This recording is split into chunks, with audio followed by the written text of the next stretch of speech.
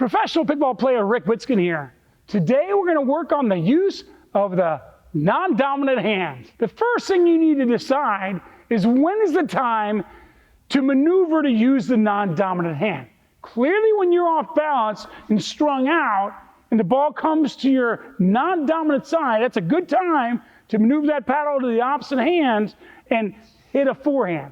Clearly we're talking about hitting a forehand with your non-dominant hand, not a backhand.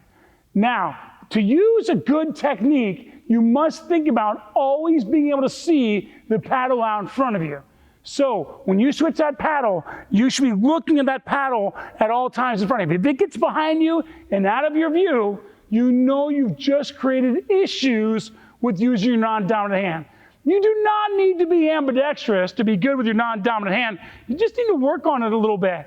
I give lessons with some of my students where we start out only hitting forehands from both the left hand and the right hand. So they're getting practice right then and there.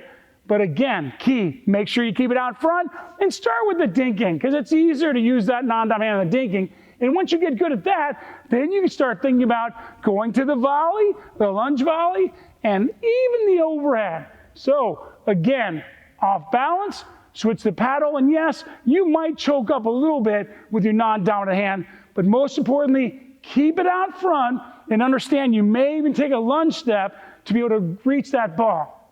Use it today. We are super happy to bring this channel to you.